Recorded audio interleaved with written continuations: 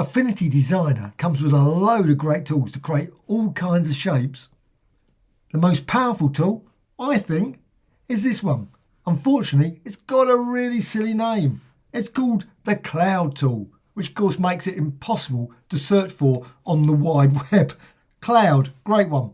However, let's just create the initial cloud, and there it is. Of course, you can hold down the shift and create a basic shape like that. And of course, what you can do, you can resize it, you can rotate it, but you can also modify it in many different ways. Along here, you've got the cloud, all the control options. You've got bubbles. So it's not even clouds, it says bubbles there. Maybe they should have called it bubble tool. That would have been so much more useful. If you change the bubble, and it needs to be selected. If it's not selected, it won't make any difference changing the value. So just change it and you can see straight away you can create that sort of design using 4. You can also set it upwards. Unfortunately, you can't set it to 2 or 3. That would be perhaps useful as well. But you can also set it obviously to 35 or 36 to create a flower design very quickly. You've also got this option, which I think is great, the inner radius. You can go up here and you can change it. And straight away you can create an intense starburst or star design very quickly.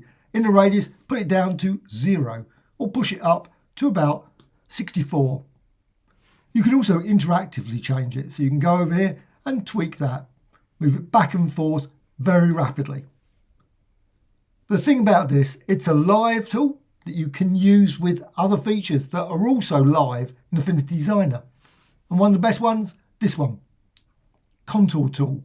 So go to the contour tool, click there, and once you've done that, you can simply just drag it slightly or inwards, and straight away you can see what happens. Even with a very basic shape, you can see you can create a different, very unique shape, and it's still live. So you can still go back to the cloud tool, and you can tweak it.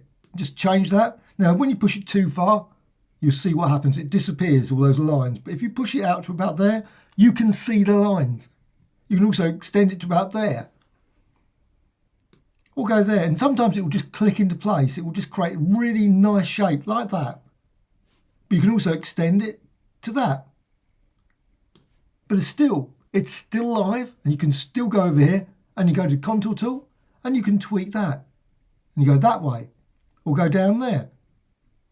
But what you can also do with the contour, you've got contour types. Now, some totally ineffective in some places. So you can just go here and you say, oh, contour type. Let's just go for that one.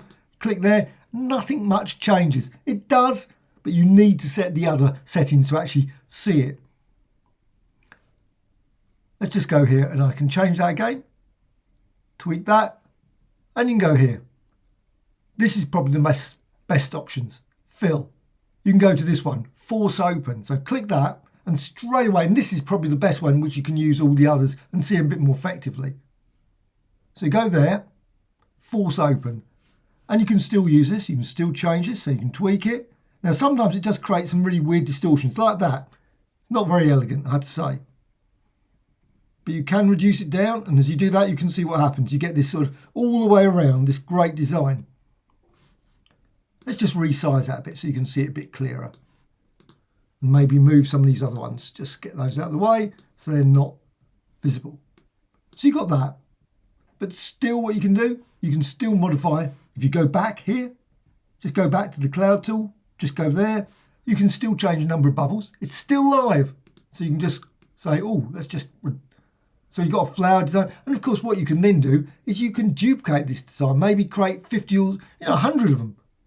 Simply hold down the Alter option key, maybe change the colour so you can create some really beautiful, colourful designs. Combine them all and they're all still live and they can still all be altered all at the same time. So you can change the number of bubbles for those.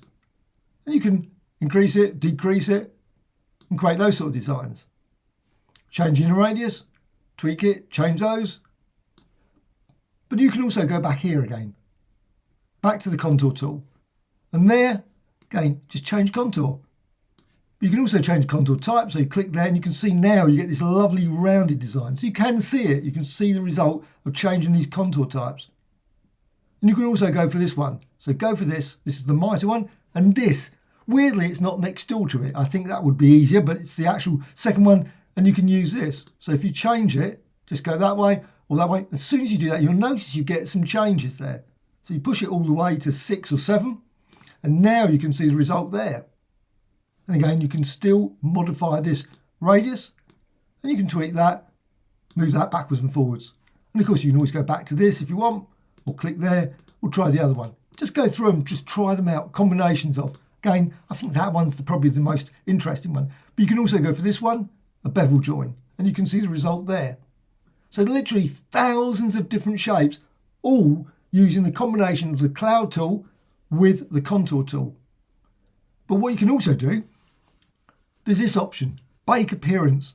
Really useful, but as soon as you've done that, you won't be able to, you're not really using the cloud tool anymore. You will not be able to change the number. So if you want, the key thing is just go back there, make certain you've got the number of bubbles that you want exactly right, as well as in the radius, because as soon as you go back, contour tool, go here and bake appearance, it becomes then just a load of nodes, which you can modify. Obviously, you can still continue to modify them. You can go with the node tool, just go over here, and you can tweak it and distort it, change it in all kinds of ways. Also, what you can do, you can use this again. Go to the contour tool. So select that again, and then you can drag that out. So again, you've got the option there to create even more unusual. Just go in or out. I've just gone in there. And you can see you can create it, just reduce it down. You can see it's minus 0.222 inches, obviously depending on the document setup. We'll go that way. And again, you can tweak it there. Just go force open, and you can see the result of that. And you can see now you've got another design very quickly. And also you can still go for all these different contour types. Just try them out. Or set it back there. And so on. And then, of course, once you've got your design, you can still bake appearance. Going back there, go to contour again, and then tweak it again. Click there, and you've got another design, which you can increase or decrease. And again, bake appearance. So literally thousands of different designs can be created via a combination of this, the contour tool, as well as the cloud tool, which I say is slightly a pity that it's tucked all the way down the bottom. Probably ignored completely, I don't know. But certainly it's got the cloud tool, which is not really the most exciting name for it. I think it could have been a much better name than the cloud tool, which makes it very hard to search for. Hope you found this interest. Thank you much.